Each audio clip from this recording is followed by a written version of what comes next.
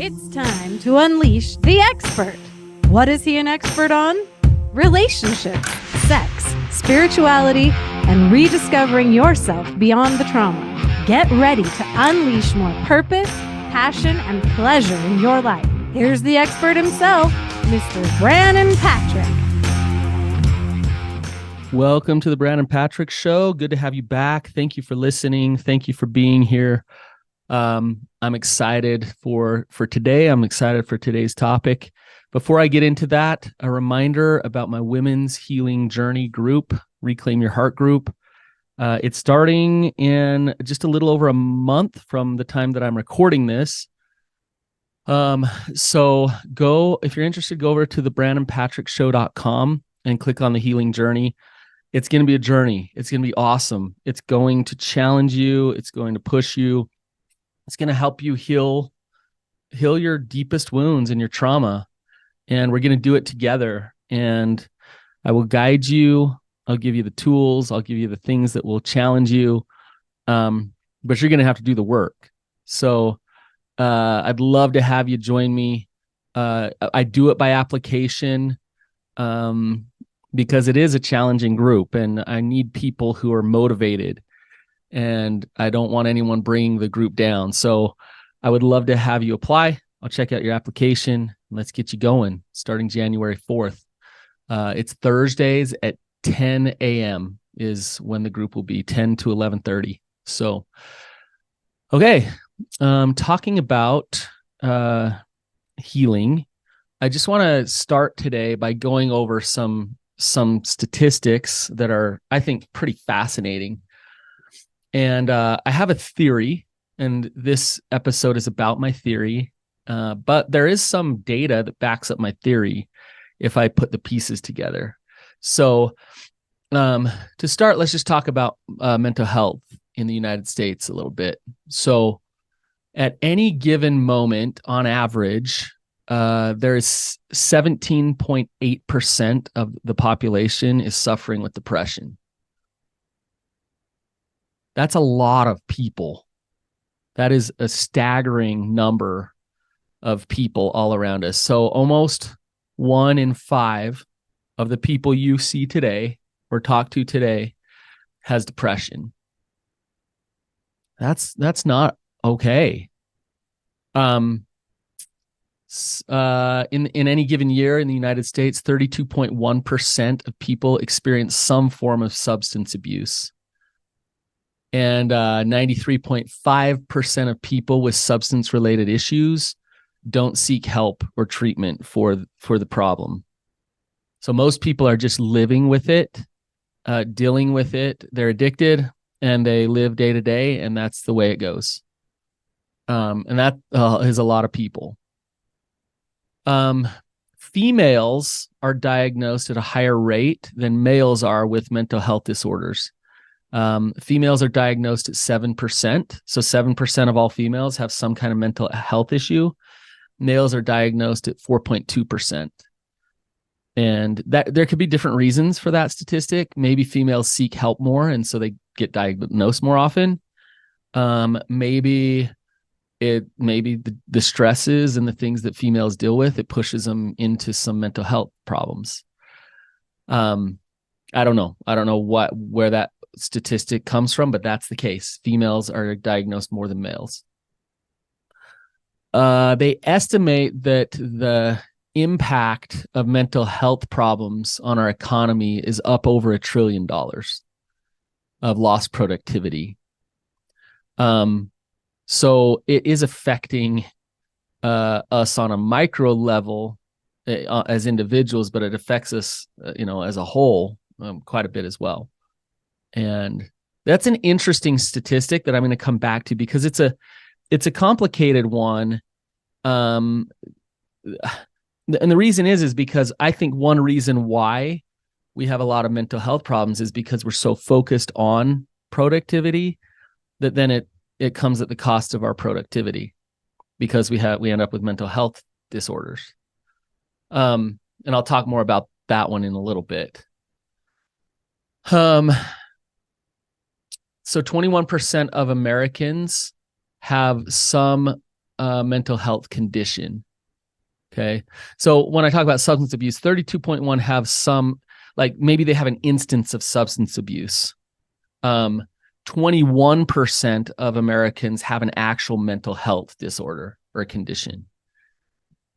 And I'm getting these statistics from good sources, you guys. This is from the National Institute of Mental Health. Some of these statistics are also from the American Psychological Association. So these statistics are crazy.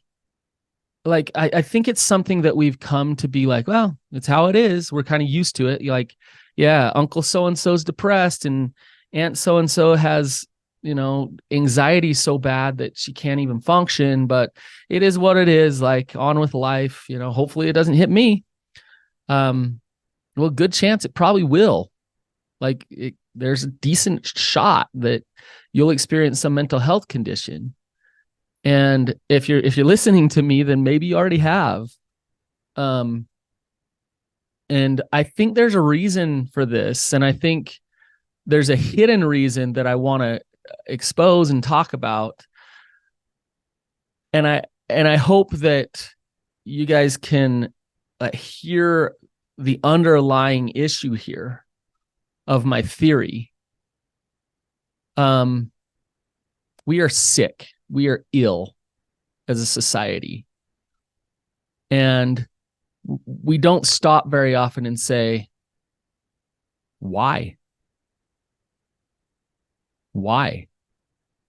When I do therapy, it's interesting because people come in to my practice and they say, Brannon, I have this problem.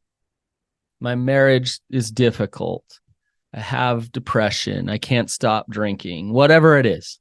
I have this issue. And the answer is not, well, stop being depressed. Well, don't drink. Stop being a jerk to your spouse. That's not the answer. So what we do in therapy is we dig down. The more you dig, what you start to discover is that somebody is creating these outcomes in their life as a result of beliefs and frameworks that they live under. They have a construct, a paradigm, a perspective. And because of that perspective, they act and respond a certain way in the world. They go out and they think a certain way and they do certain things. And those things lead to certain consequences and certain outcomes. And a lot of times they're unconscious of the framework. They're unconscious of the paradigm, the perspective. They're just in it. And because they're just in it, they just keep creating the same thing again and again and again, because they're not even aware that that's the thing driving the behaviors that are ending up with the outcomes that they're getting. We are doing that as a society. We are sick, but we're not stopping and getting conscious as to why. So I hope my theory will help expose as to why. But it's interesting when you uncover belief systems, oftentimes there's pushback. There's pushback of, well, no, I don't like what you're saying because I'm used to this paradigm and I'm going to defend this thing because that's what I hold dear to. That's what I'm used to. Those are my beliefs. So when you bring up something new, that makes me a little uncomfortable, which is interesting because the belief system is causing all this suffering. So to challenge that belief system, it makes you uncomfortable. And so you can see the stuckness. All right. You guys ready for my theory? Here's my theory. And I'm going to say it, and I'm going to ask you to not turn this off immediately when I say it and to hear me through. Okay. So here's my theory. Our belief and worship in a masculine God only is leading to poor mental health. In other words, shifting to a greater belief and worship of a divine feminine would improve our mental health. So I want you to stop for just a second, check in with yourself, and ask how that sat with you. Are you excited to hear what I'm going to say about this? Are you nervous? Did it give you the EBGBs a little bit? Like, did your skin crawl? Ugh. It's interesting because I've run these retreats for years. And with the retreat work, it's different than just therapy because we talk a lot about God, and we cross over into that realm more. With my clients, I talk a lot about God too, but at the retreat, we're doing specific spiritual connecting to God work. I think I've heard the divine feminine mentioned once, maybe twice in all the years that I've run these retreats. And guess who mentioned it? It was me. I've run women's retreats. I've run men's retreats. When I bring up God and how much God loves me, and I talk about them, and I talk about they, and I talk about her, there's this strange eye glaze that happens to the people who I'm talking to. They hear it and they just can't quite comprehend it, or I get a feeling of rejection to what I'm saying. It's uncomfortable. It's blasphemous. It's not okay to even bring up the divine feminine. What? Like, what? We're talking about God and we can't talk about the divine feminine? The movie The Shack, we show that movie at our retreat sometimes. And that movie, God is depicted as a Black woman. And I know people that despite all of the goodness in that movie, hated that movie because God was a Black woman in that movie.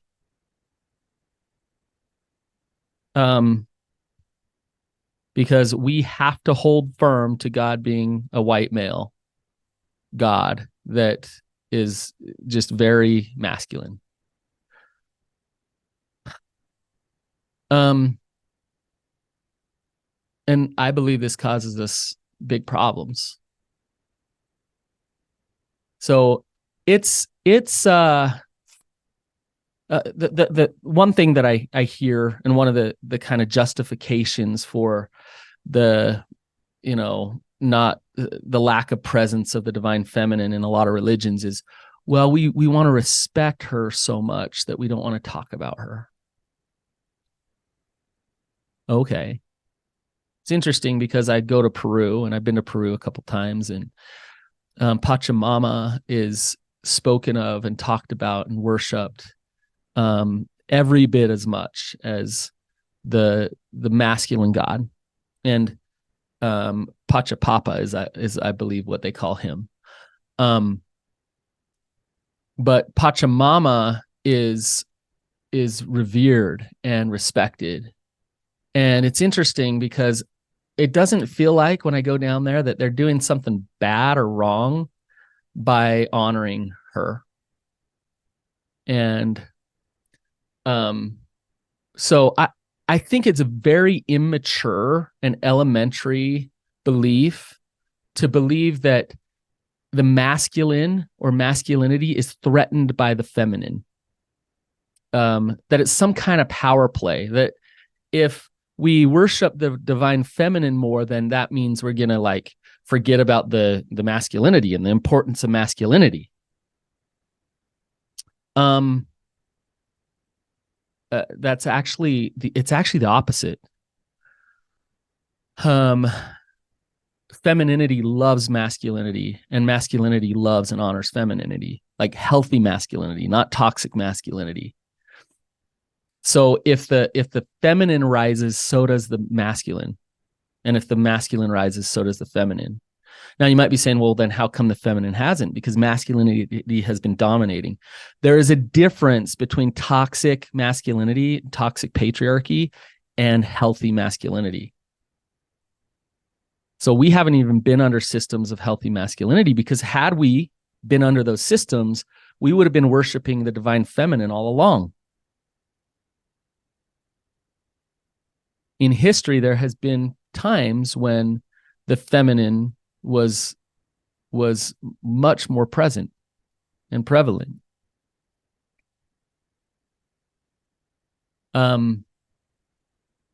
I've, just in this last year, I've been to Angkor Wat in Cambodia.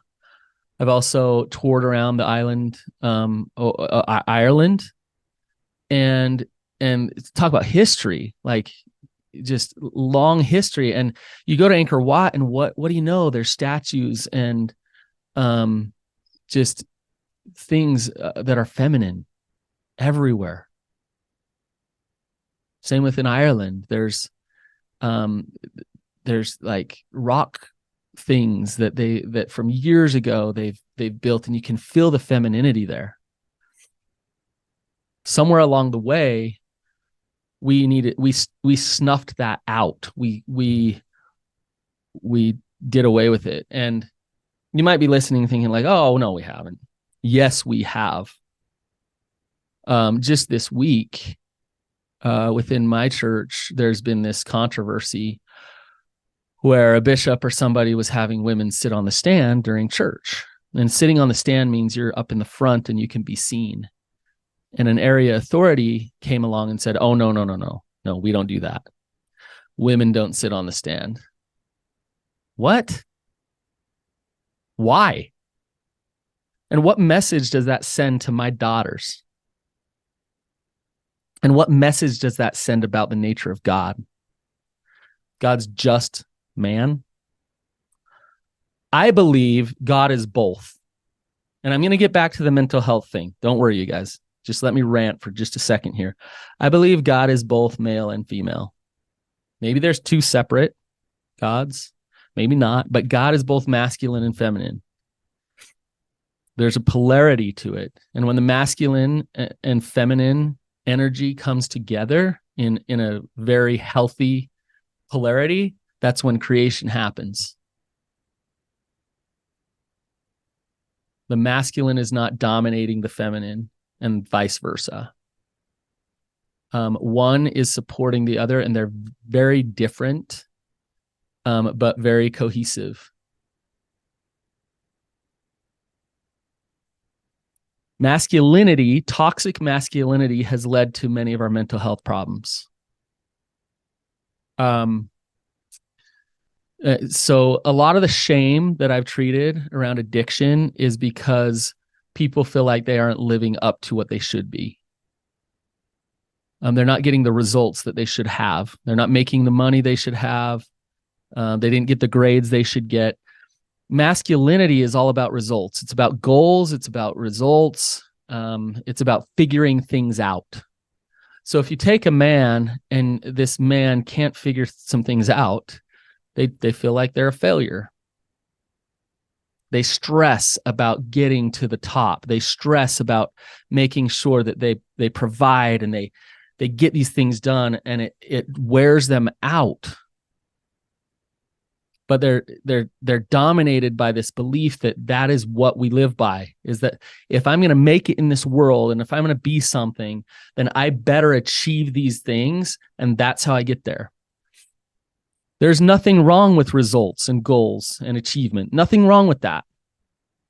But when that's all we get, then that's what we think the purpose of this life is. Only. And it's not balanced by something else. And when it is balanced by something else, then achievement and that femininity can support a person to do it without feeling all the shame.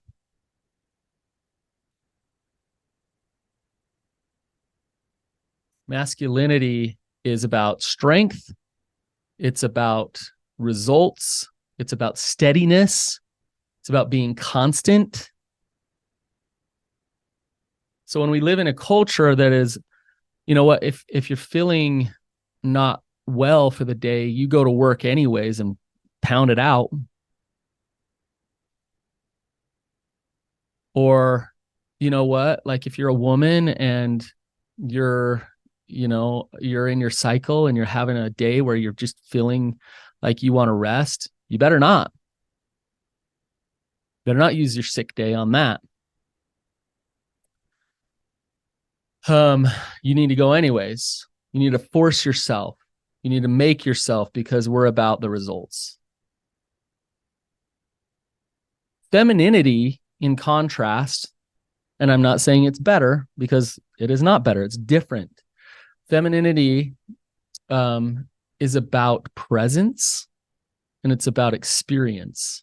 So masculinity is goal oriented, and it's about results. So masculinity kind of lives more in the future, to be honest with you. It's about like working hard and figuring it out and getting to the top of that mountain. Femininity is like, halfway up the mountain and smelling the wildflowers and noticing the sunset, and not so concerned about getting to the top there, but really concerned about the grass beneath your toes, the grass beneath your feet. It just feels good, right?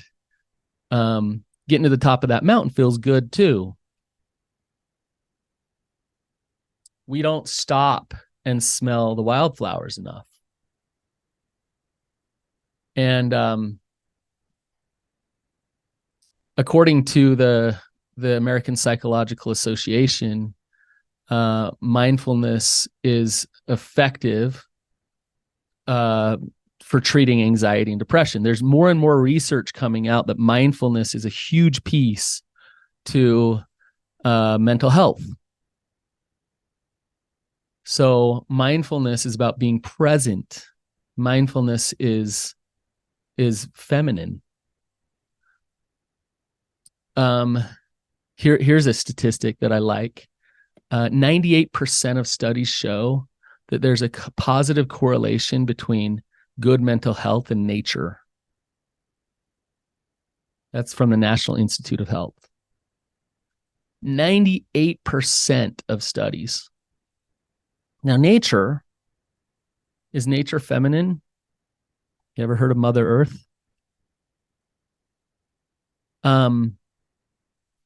Think about what nature does, and this has been my experience. When I'm stressed, when I'm just kind of spinning or got a lot on my mind,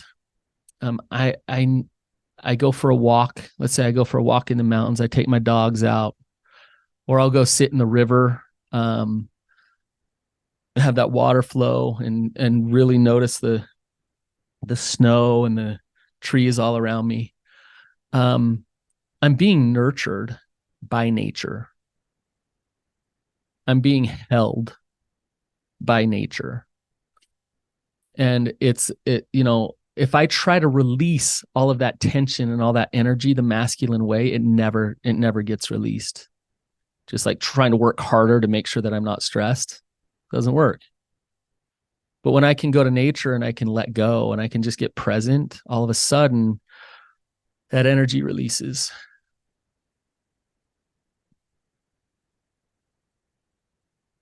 So if mindfulness and nature are good for your mental health, couldn't we say that femininity is good for your mental health? So when we have a belief that you can only worship a male god, and that worshiping a female god actually is blasphemous and wrong and sinful, then we start to live our life in a way where we don't look for opportunities to honor and connect to the divine feminine intentionally. There's a lot of, well, I wouldn't say a lot. I wish there was more, but some women I've seen are waking up to this of like, hey, I don't care what you say. Heavenly Mother, divine feminine is important to me, and I'm going to worship her. And I love that. Where I'm a little concerned is how just disconnected and far gone men are from worshiping a divine feminine. The divine feminine is a man's God and a woman's God. The divine feminine is my heavenly mother. I need my mother, even if I'm a man. And it would be good for me to connect to the divine feminine. In fact, it has been. The reason I speak about this with such conviction, I've had some pretty intense experiences with Pachamama and the divine feminine. I tried to release, I'm an empath. I hold a lot of people's pain. And I can feel people's energy, and I tried to figure out how to release it in all of the conventional ways. And it just wasn't happening. And not until I discovered giving some worship to the divine feminine did I realize that I could release that energy, that she could take it for me, that she could hold it for me. And so having that worship and that practice for me is just as important as worshiping a divine masculine. Just as important. Both are important.